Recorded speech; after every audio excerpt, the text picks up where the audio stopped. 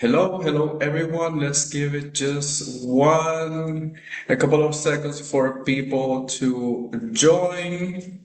Thank you all for joining us today in this webinar as part of the Gaming of Color Fellowship. Let's just give it a couple more minutes, couple more seconds.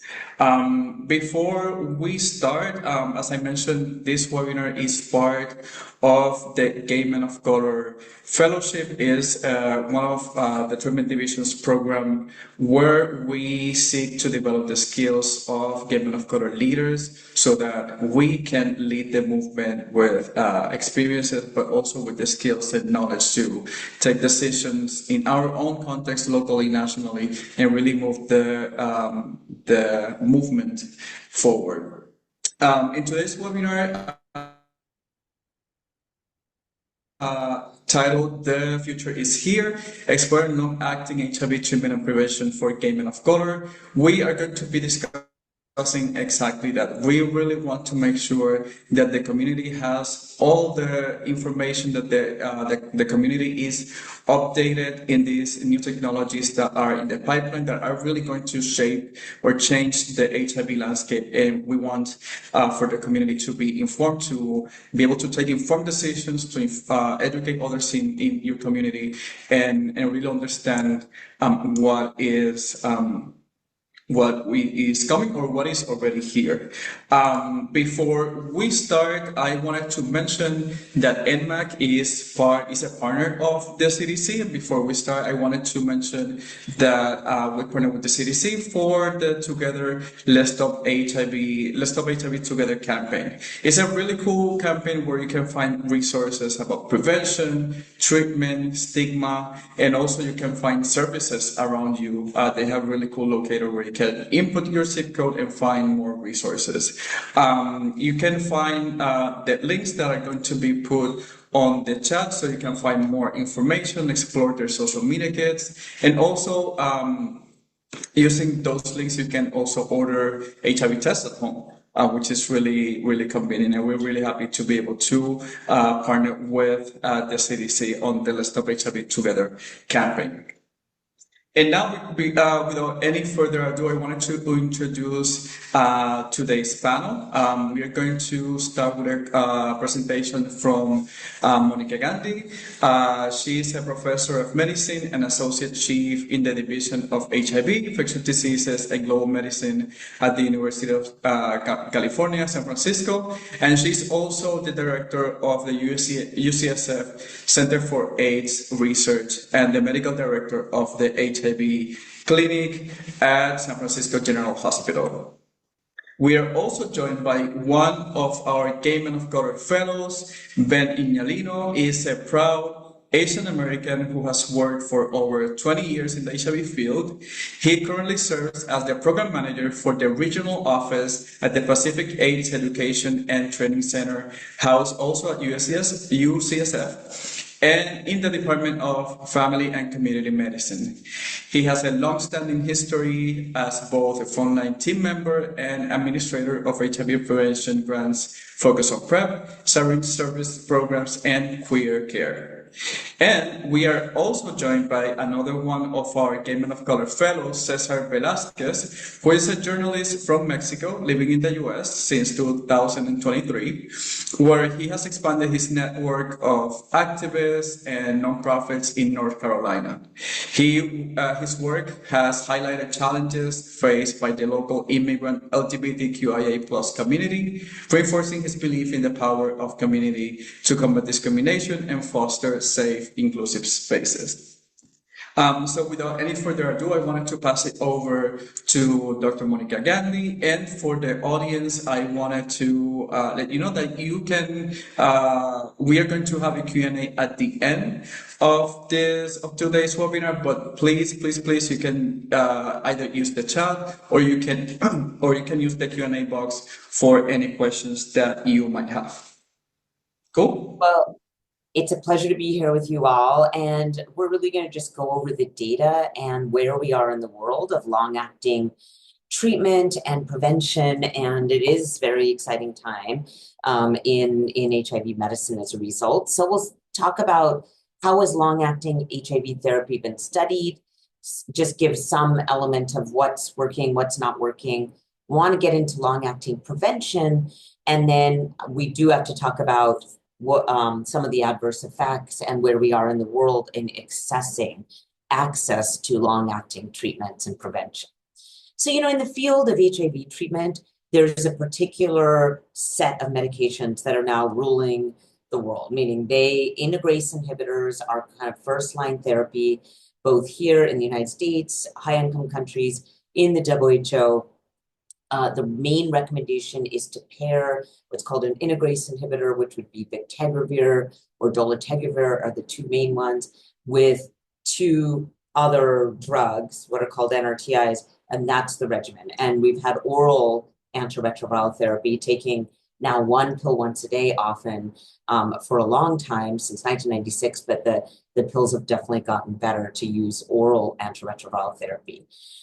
But there are reasons to think, and I'm going to skip ahead to this one part and then we'll come back to this, that we need more than just oral antiretroviral therapy, because worldwide right now, over 40 million people are living with HIV, which is the highest time in human history. The data from UNAIDS in July 2024 did not include Russia-based data, so it's probably over 40 million people, 1.3 million new infections last year, which is unchanged from 2 years ago. So no change in incidence, unfortunately. 630,000 deaths last year from HIV, 43.3 million deaths since the beginning of the epidemic, and 88.4 million infections. So this is definitely still raging. We do not have HIV under control.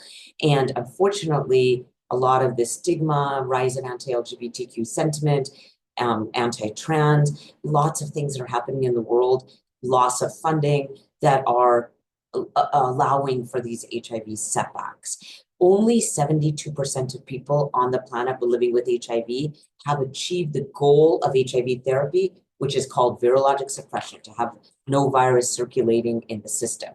And because of that, we need better treatments. We need more than oral ART to get people suppressed.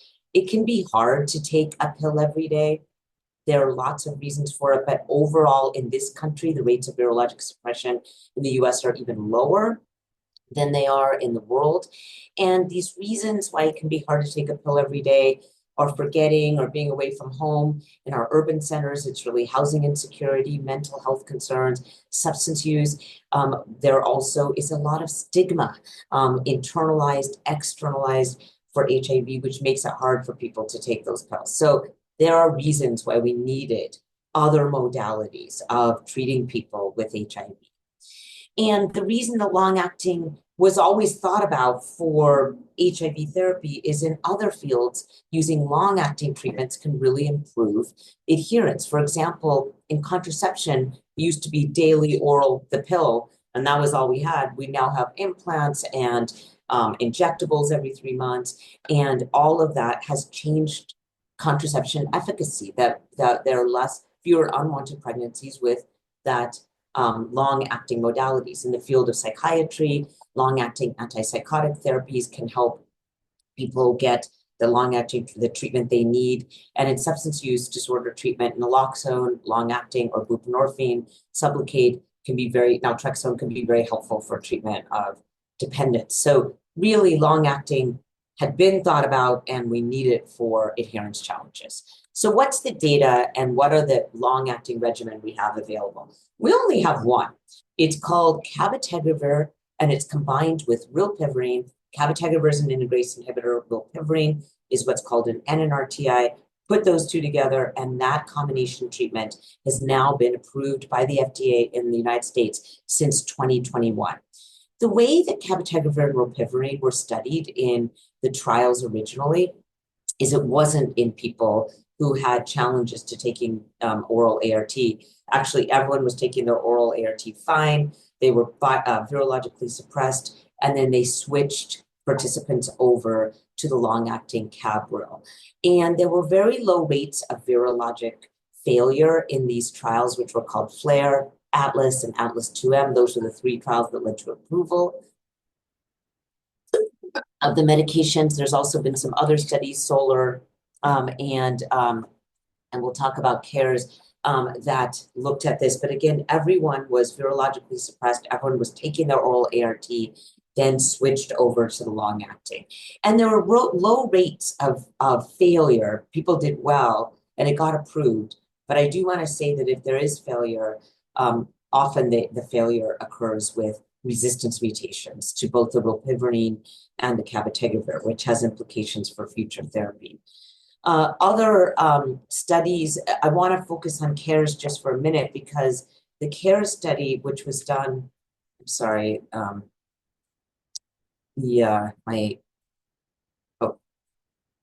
somehow my computer is not responding to me. Okay, here we go. So the CARES study was actually, the reason I want to point this out is this was the only study that was done in low and middle income countries. Those other studies were all done in Europe and the US. And the CARES study was done in Uganda, Kenya, South Africa. Again, everyone was virologically suppressed on what they were taking, oral ART, mostly what's called TLD, tenofovir, lamivudine, and dolutegravir. And then they got switched over to the long-acting CAB. And because of that, I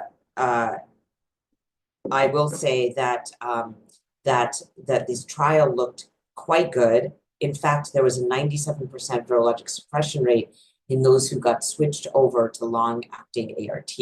Now, importantly, we're going to talk later in this talk about how low accessibility there is of long-acting cabril in low and middle income countries. I also want to point out that cabotegravir and rilpivirine is actually approved down to the age of 12 and a weight of 35 kilograms. And this was a study that was performed in adolescents with long-acting cabotegravir and rilpivirine across 18 sites across multiple countries.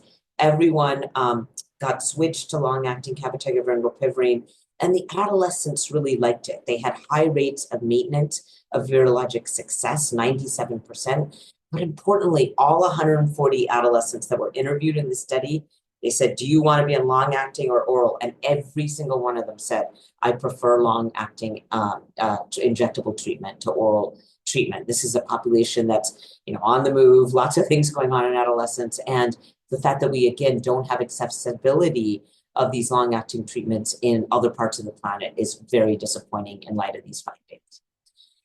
So I just tried to convince you that we really needed the long-acting for those who have a hard time taking oral ART. However, there wasn't a lot of data from clinical trials in people who have adherence challenges, and we really need it in people who have adherence challenges. So there is limited data, however, in people who have a hard time taking the oral ART, again, because of all of those life circumstances, and I'll go over those studies now. The first one was called the A5359 study, and this was the Latitude study. And in this case, this study was only shown at CROI last year, 2024, not yet published, but everyone had adherence challenges. And then they were randomized after they got suppressed on oral ART using economic incentives. So gave them incentives to get suppressed. So again, everyone was suppressed and then switched over in a randomized way to long-acting versus staying on that oral ART. And importantly, this population did have high rates of some of those concomitant challenges that we talked about.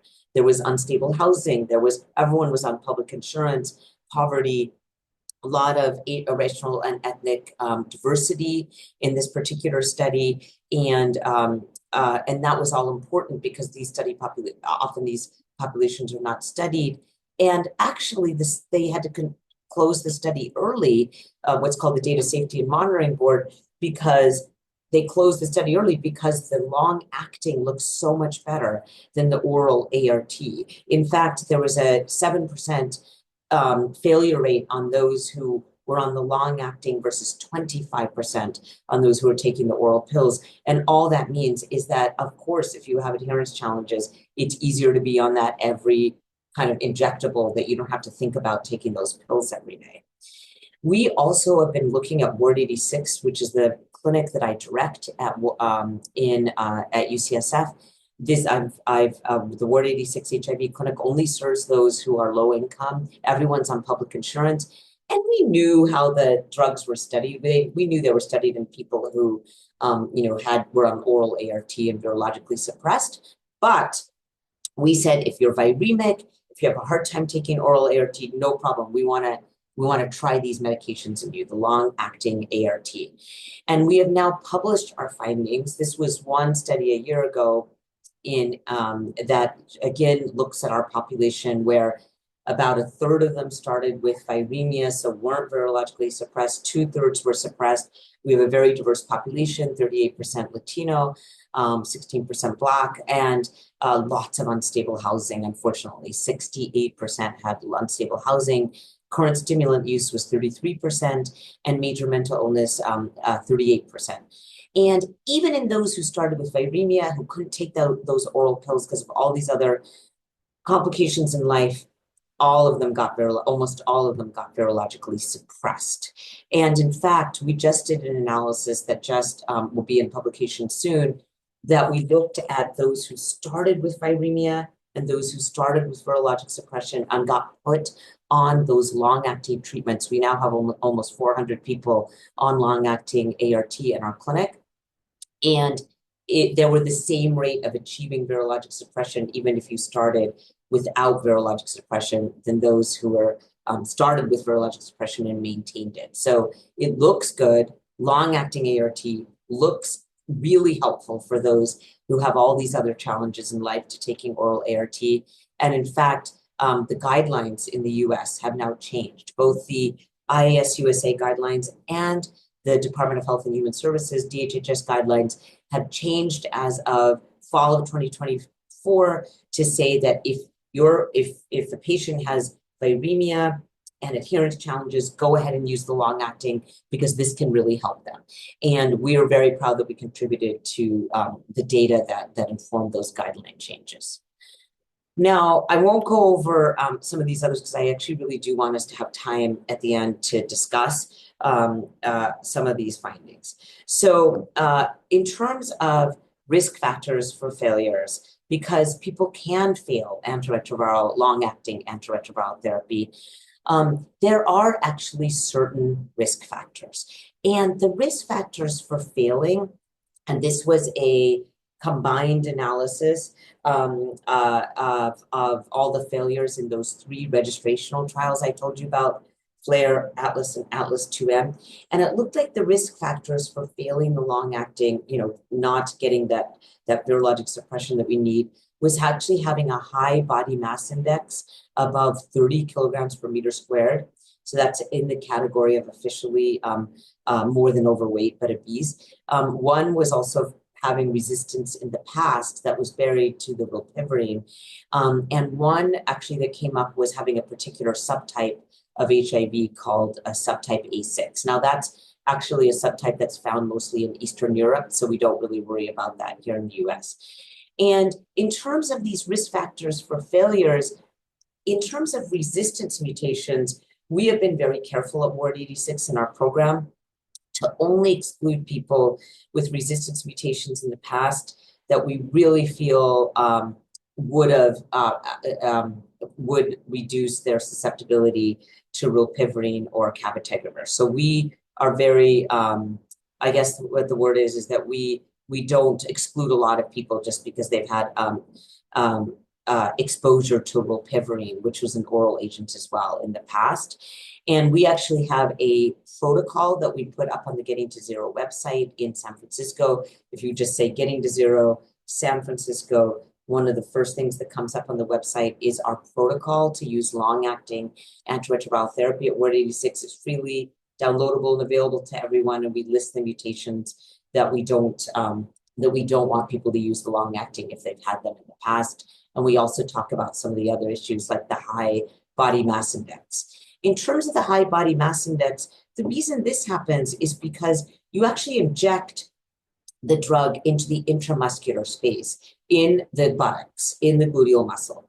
And you want to get down to the muscle. And if there's adipose tissue in the way, then you may end up getting the drug into the adipose tissue and not directly into the muscle. So what we do based on this study that we found is that we use longer needles in those who have a higher BMI so that we can get it right into the intramuscular space, and then the cabotegravir and the rilpivirine spread out and it gets into the bloodstream in the way that it needs to. So that's how we get around that issue of high BMI. And then finally, we don't have ASICs in this country, but this is a concern for Eastern Europe that the drugs, the long-acting, may not work as well there. And then I want to end this treatment section, and then we'll go to prevention with one other comment, which really is that there's other long-acting medications coming beyond those two, which were cabotegravir and rilpivirine. We already have one in this country, which is called lenacapavir. What lenacapavir is, it is what's called a capsid inhibitor. It's a first in kind of its class, and lenacapavir has been available in the United States since December of 2022 for the treatment specifically of people who have had a lot of treatment experience and have a lot of drug resistance to their virus. This was a study called the Capella study. It was looking at people who had a lot of multi-drug resistance to HIV. You added on lenacapavir and virologic suppression did happen. It really worked for people with high treatment experience, lots of treatment experience. So it's only approved for that indication here in the United States. And this is the follow-up data from that, what's called the Capella study, that was shown last fall at ID Week in Los Angeles, showing again that subcutaneous lenacapavir really works to bring down the viral load in those with high treatment experience. Now, when I say subcutaneous, this is different than intramuscular.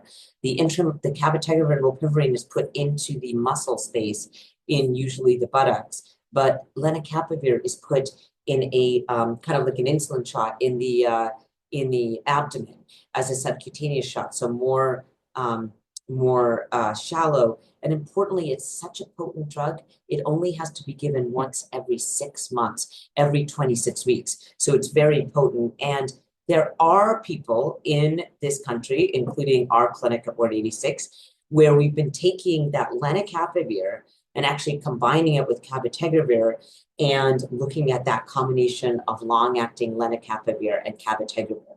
And the reason we're doing that is because across the planet, there is a certain amount of resistance to rilpivirine, that other long-acting medication. Rilpivirine also needs a cold chain, which it needs to be refrigerated, which is not that easy for some places around the planet. And frankly, the drug company that makes rilpivirine has not made it accessible to the world. And because of that, we have been looking at the combination of lenacapavir and cabotegravir, especially in people who have had resistance to that rilpivirine in the past. And we did, this is a study that we published last year in ID journal that looked at that combination of lenacapavir and cabotegravir. It does seem to work well. And now we are launching, or at least working on studies in the ECTG to look at that combination of lenacapavir and cabotegravir. I do want to mention, we'll get into this later, that lenacapavir can be painful and it causes nodules. And we're going to talk about that when we talk about lenacapavir for prevention. And then there is one more, maybe to come, long-acting treatment, which is a once-weekly treatment of lenacapavir, which is now in this case oral, not subcutaneous, combined with once a week something called islatravir. This has been studied when what's called phase 2 studies, and we need the phase 3 studies, but this could be a once weekly option for people living with HIV to get treated, which some people like that kind of, I'm just going to take this on a Saturday and I'm done for my week. So that could be really helpful. So let's turn to prevention, because I really want to, again, have plenty of time for us to have a discussion. And the thing about prevention is, for the same reason that it can be hard to take a pill every day in treatment, it can be even harder to take a pill every day in prevention. You feel perfectly well, you aren't living with an infection or anything, and it just can be hard to take that PrEP pill every day. So people have been really interested in studying long-acting prevention agents. So there are two major long-acting prevention modalities. One is called cabotegravir, and it actually has been out, and the other one's called lenacapavir. Now, lenacapavir is not yet out because the drug company just filed for FDA approval, but we're going to go over the data on both. This is the data for cabotegravir. Cabotegravir, we already talked about. That's the same one used for treatment, but then it's just taken out from the rilpivirine and used by itself for prevention. It's an integrase inhibitor. And this was the study that was done in men who had sex with men and transgender women, which was called the HBTN 083 study. And the design of the study was that participants were randomized to taking that daily oral pill for PrEP, which is TDF and FTC, versus every 8 weeks getting cabotegravir every 8 weeks as an injection. And HBTN 083 actually showed us that cabotegravir was not just the same as TDF, FTC, the oral PrEP in preventing HIV, it's actually superior. People did better in this study if they were on the long-acting cabotegravir every 8 weeks. Again, probably speaking to the fact that it's hard to take that pill every day for a variety of reasons. And the same finding was seen in cisgender women in the HBTN 084 study, same design every 8 weeks, cabotegravir, and versus the daily oral TDF-FTC, and cabotegravir for prevention in women was 89% superior to daily oral TDF-FTC in women. So this has been approved. It's just that these drugs have been somewhat hard to get, and we don't have the degree, I think, of cabotegravir PrEP use in this country, and certainly not worldwide, that we thought we'd be in the beginning of 2025.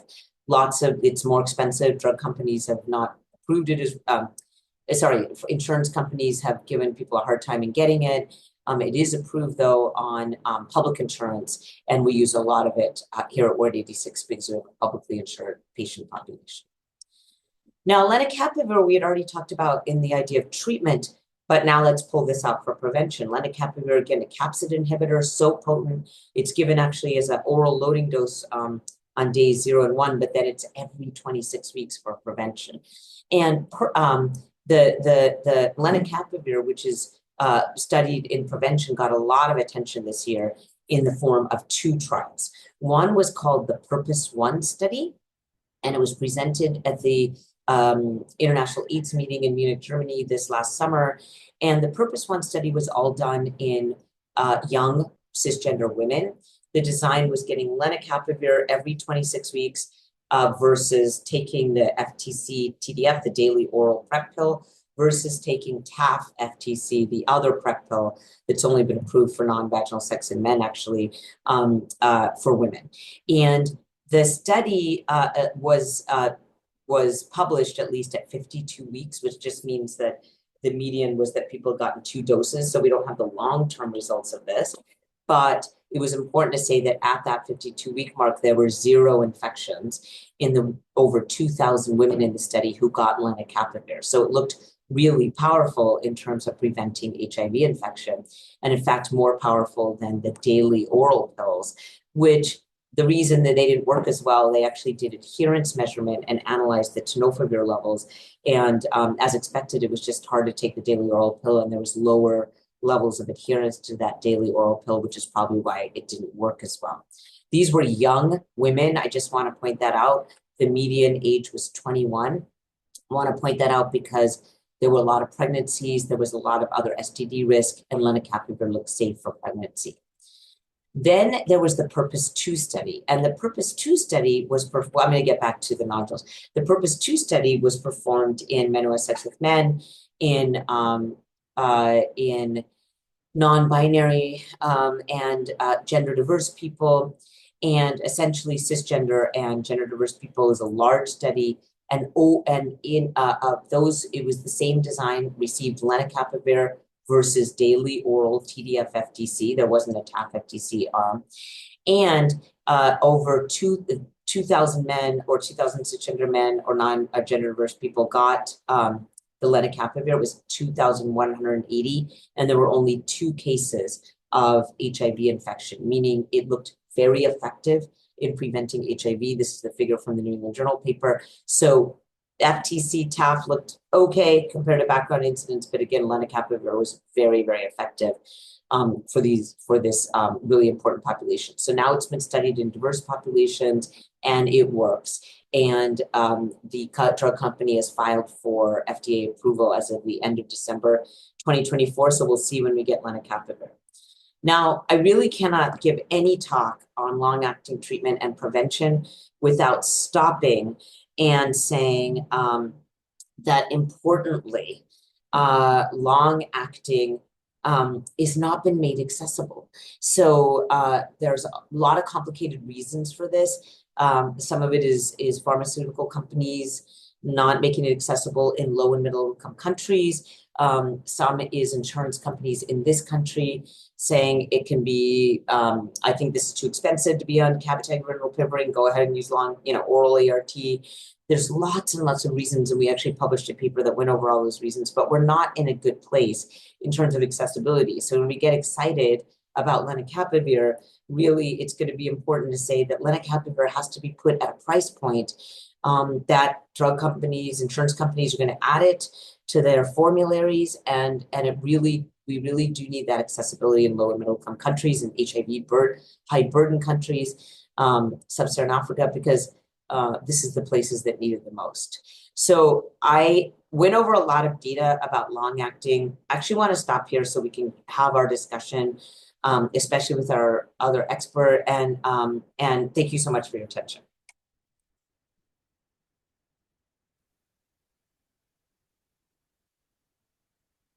Thank you so much for that comprehensive presentation. Let me just start by saying that I'm really excited about the technologies that we already have, but also what's to come, and also how research will continue to fill in those gaps about the things that we don't yet know, but that are really, really promising. Now, I would like to have a conversation with Cesar, Ben, Monica, and also people here on the chat. First, I would like to ask for your first impressions. What do you think about all this information? What can we do to make it accessible to the community, for example? Just first, initial thoughts. Thank you so much, Damian. I think for me, when I was working at my Federal Qualified Health Center in San Diego, and lenacapavir or cabotegravir, all the long-acting injectable options were coming into play, the first thing that the medical team did was really bring everyone together to do a little bit more education and training to prepare all the providers and the non-clinical staff about something that they really want to implement at the clinic. And so I think the first part was really gathering everyone into doing trainings, and to get everyone on the same page about what was coming down the pipeline of HIV work. Um, and I was thinking also about my clients that I worked with specifically. I worked with so many different priority populations, from unhoused to actively injecting to youth. And so I was thinking, like, this is another opportunity for us to really have that conversation, and thinking about adherence, specifically how this could help improve adherence for the clients and the patients that we were seeing at the clinic. Hi. In my for my opinion, I would say I really appreciate to Monica all this information because it's a really important information. But I would like to start with some comments because I notice a lot of like numbers and like all these graphics that they're really rich in information, but sometimes when we are like having contact with people who is looking for treatment and prevention, it's kind of difficult to explain all of this. So obviously it's our work to understand all this information that is very important, especially talking about the new options, right? Like what would be the best for me, what would be the best for a person who I know, but also like trying to clarify some stuff like some people don't know that all the work that is doing in the background, like all in the laboratories and like in the pharma thing, in policy. So it's like this is kind of the root of all the work that the prevention of HIV and treatment is doing. It's like all of this is the base. And I mean, I'm amazed. Like this is a lot of information, but I really, really like, and especially talking about new stuff.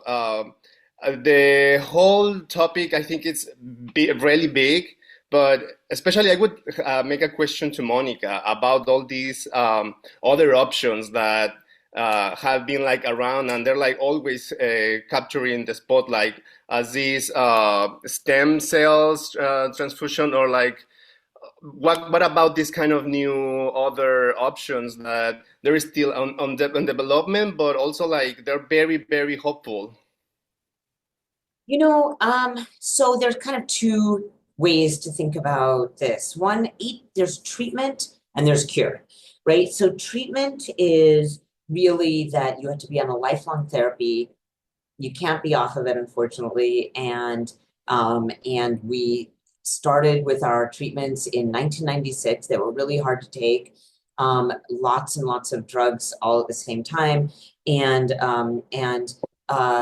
then they got easier and easier, and they got less toxic, and then you could put pills together, and then we got down the first single pill combination of Atripla was approved in 2006. Then we got multiple other single pill combinations. Atripla, which has efavirenz in it, had side effects, got off of that and went to the integrase inhibitors. And the integrase inhibitors, the first one was raltegravir, then there was elvitegravir, then there was dolutegravir, then there was bictegravir, and now there's cabotegravir. And integrase inhibitors really are first-line therapy worldwide. In the rest of the planet, it's called TLD. The WHO recommends tenofovir, lamivudine, and dolutegravir. Here in this country, we use bictegravir combined with TAF and FTC. That brand name is Biktarvy, and we also use still dolutegravir.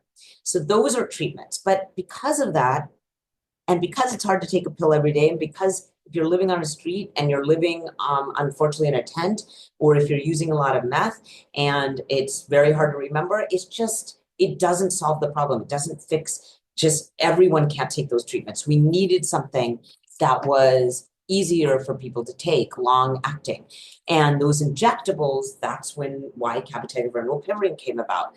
But we only have one treatment that's approved for long acting. And then our data at Ward 86 really has shown that it works in people who are homeless. Essentially 68%, if you've been to San Francisco lately, 68% unfortunately of the people in our clinical program were homeless. And even though you are just dealing with everything you're dealing with when you're homeless, people got very motivated to come into clinic and just get that shot, especially since they were virologically suppressed for the first time ever in their lives. And they stayed on the long acting, and they are doing well. And that really led to the guideline changes in this country. So in terms of other novel long acting treatments, there are what are called broadly neutralizing antibodies, which are being studied for treatment and prevention and also for cure. But I have to say the broadly neutralizing antibodies are very expensive. Companies are not really committing to marketing it, especially to low and middle income countries. And I don't think we have enough data yet to say that we're going to get into long acting broadly neutralizing antibodies. I think there could be implants in the future, like TAF implants, islatravir implants. There could be other type of long acting modalities. And then in terms of stem cell therapy, you're really getting into the concept of cure and not treatment.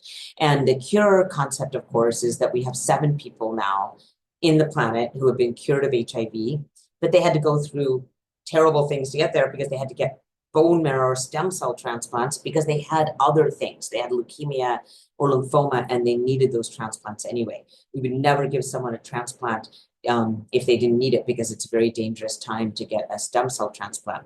So what we're looking at for cure are things like cutting out a CRISPR technology or stem cell therapy to cut out the receptor that takes in the HIV, which is called the CCR5 receptor. And those are the kind of experimental treatments that are being examined for cure. And I think hearing you speak, I'm thinking about a couple of things. And first, for example, as Dr. Monica Gandhi was talking about VNAPs for example, makes me think about the challenges or the barrier of cost that not only apply to that technology, but also to long-acting injectables. In your experience, what can you share about navigating cost to this technology and possible barriers that communities should be aware of as as interest increases in these new technologies and as we go back to the community to inform them. So the cost, and we really have to think about what's going to happen with lenacapavir. The cost when it first came out for cabotegravir was $10,000, which is a lot because it's $10,000 every 2 months. And that was a lot for insurance companies, and they didn't always approve it. Now, a public insurance company like Medicaid can put cabotegravir on its formulary, which it did, and they also put cabotegravir and rilpivirine. And in Medicaid expansion states, which is all but 10 states in this country, so 40 states have Medicaid expansion, 10 don't. We are able to get, at least for low-income patients, cabotegravir and rilpivirine for treatment, but it's really ironic. You are the poorer you are, the easier it is to get cabotegravir and rilpivirine, because the private insurance companies have said much cheaper to approve to give you Biktarvy than to give you long acting. So it really does make the question of what's going to happen with lenacapavir very important. When the data was presented on lenacapavir in Munich, Germany, the Purpose 1 data, and then the Purpose 2 came out a couple months later in men. The Purpose 1 data was met with a lot of protests at the meeting. The protests were not saying they liked the data. Of course, it's very impressive, but the idea was, well, what is going to happen with accessibility? Are you going to make it accessible? And what Gilead would say is, well, it hasn't even been approved yet, and we haven't even FDA filed it. But now it's been FDA filed, and then Gilead has said, well, okay, we are going to voluntarily license this drug to certain generic companies in certain regions, and hopefully they'll make it cheaper. But there's many a slip between cup and lip, which is some worries that we have about, well, they didn't do it in Brazil, for example, in Latin America. What is going to be that price point? What's going to be the price point that Medicaid says, you know what, I'm not going to put it on my formulary. I've never refused before a HIV drug, but 40,000 a dose or even 12,000 a dose, that is too high for us. So I think it's up to us. We're all advocates. This is an advocacy organization. It is up to us as advocates, as clinicians, as researchers, as patients, as NGOs. We need to put pressure that what happened with cabotegravir was not even remotely ideal. We didn't get it. We didn't get it to the degree that we needed. And lenacapavir has to be a different story.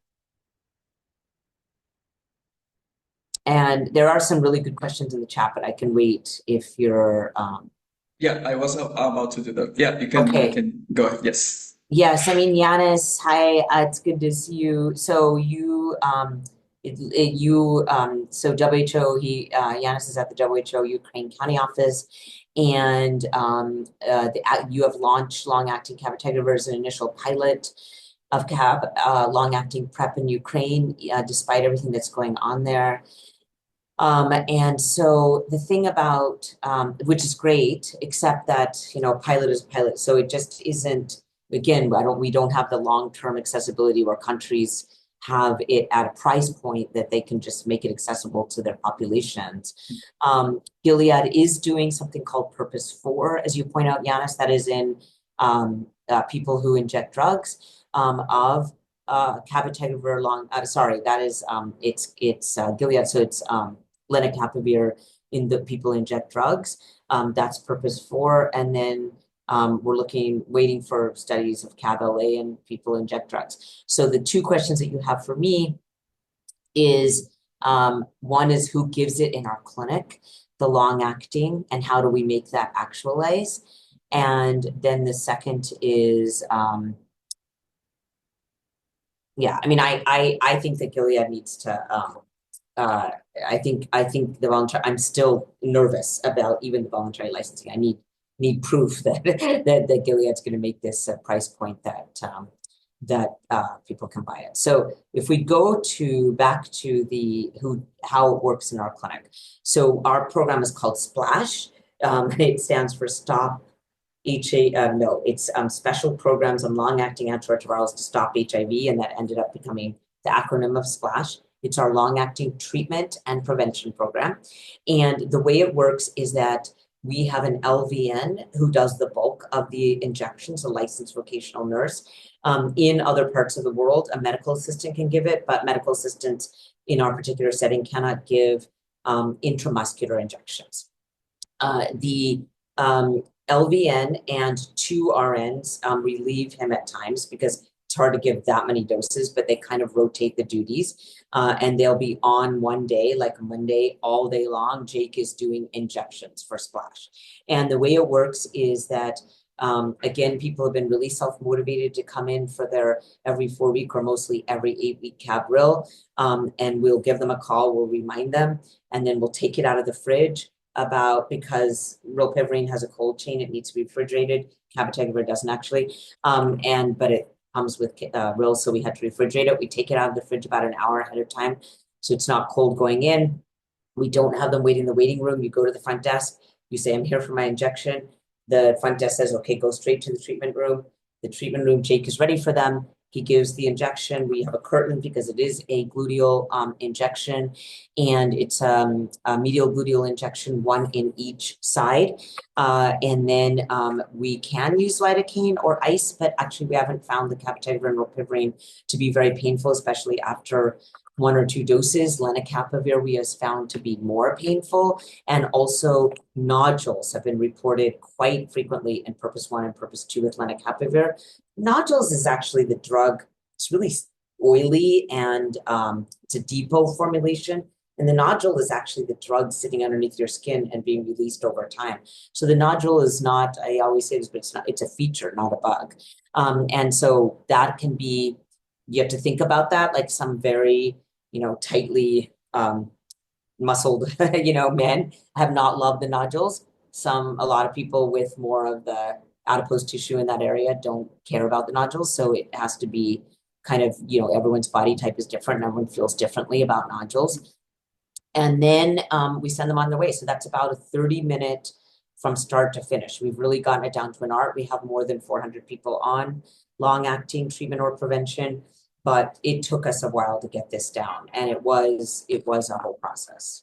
And from hearing you speak, it sounds like there has to be like a solid structure, or that organizations or clinics must have really a strong structure, really the capacity to be able to provide these technologies, which we know that that's not necessarily the case for all of the clinics that particularly serve people of color. And I also wanted to, there's a question in the chat from Carlitos Diaz, and also talking about effects. The question says, I've heard that PrEP options like Apretude may cause weight gain and inflammation. He's asking if that is true, and if so, does Cabalay have similar effects? Okay, the nodules. Did you say that? Sorry, I didn't see the. Let me just see. If it causes weight gain or inflammation. Yeah, sorry. Okay, I just saw the question. So yeah, really good question, because the integrase inhibitors like bictegravir with TAF or dolutegravir, especially with TAF, we've been seeing weight gain on those drugs. And in fact, TAF FTC as a PrEP agent in the Discover trial had more weight gain than TDF FTC. So the worry had been, well, okay, so if cabotegravir is an integrase inhibitor, and these oral integrase inhibitors causes weight gain, is cabotegravir causing weight gain? We actually have not seen that. There was a study called the Eclair study when in gay men to kind of figure out the dosing of a cabotegravir early on, and there wasn't weight gain with the cabotegravir. And I can say that we have quite a few people on cabotegravir, either for prevention or in combination with rilpivirine, and we haven't seen that weight gain that we see with the oral integrase inhibitor. So I think that's kind of a relief. And one of the other things that I really wanted to touch base, and it was to Cesar's point at the beginning, is how do we make sure that that we like this can be very complex to understand this information and how we really put an effort into, for example, groups like the Gaming of Color Fellowship to take this information and pass it to our peers in a way that is more digestible, more understandable. I think that also the biomedical summit that we'll have soon in Atlanta in April, that is going to be about innovation. This is going to be talked about a lot. But I wanted to ask you, Cesar and Ben, from your experience, what would you recommend for other advocates that really want to make sure that the community is informed? What can we do as gay men of color to educate our peers?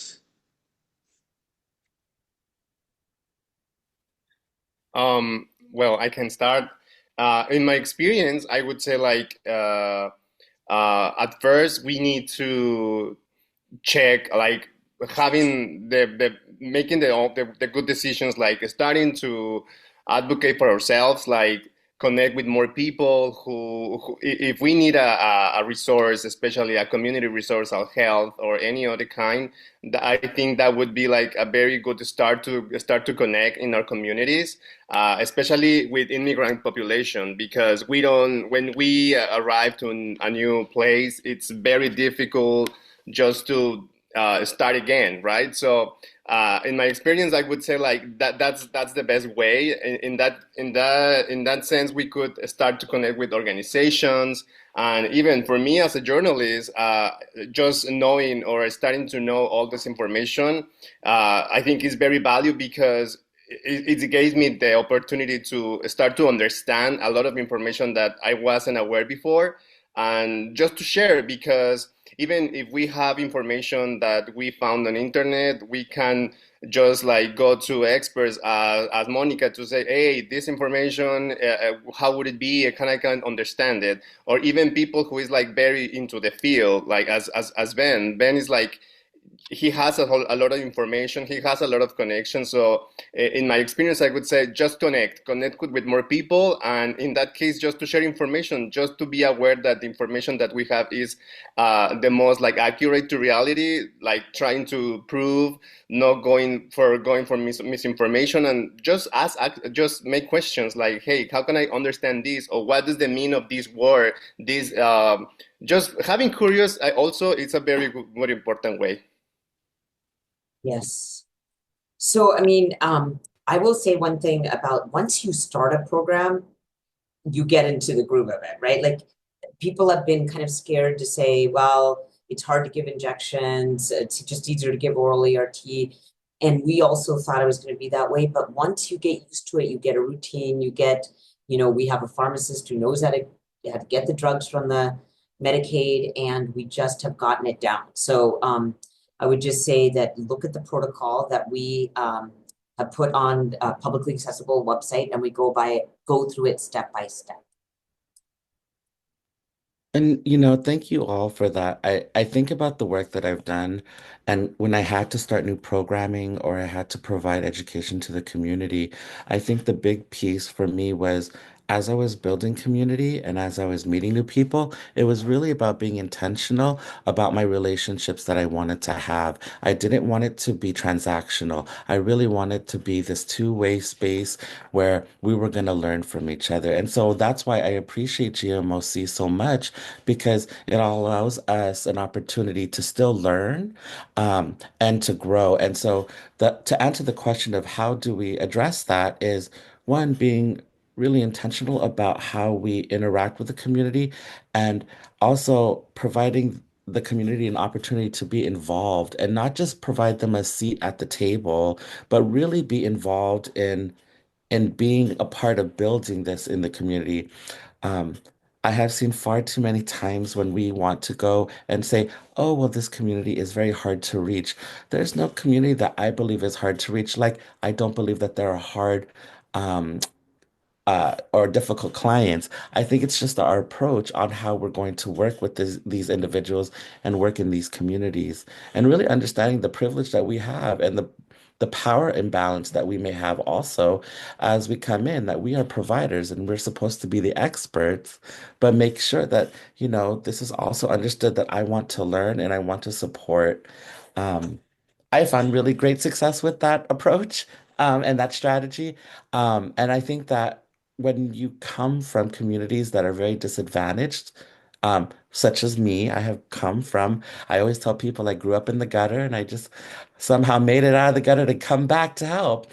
Um, I think that it allowed me an opportunity to know that there is something out there that's new that's going to be super helpful and how I can contribute. And so I think that that for me has worked for so long, and I want to really expand. And the biomedical summit, when we think about innovation, I also think about taking it back sometimes to old school methods of human interaction. Not everything is on technology.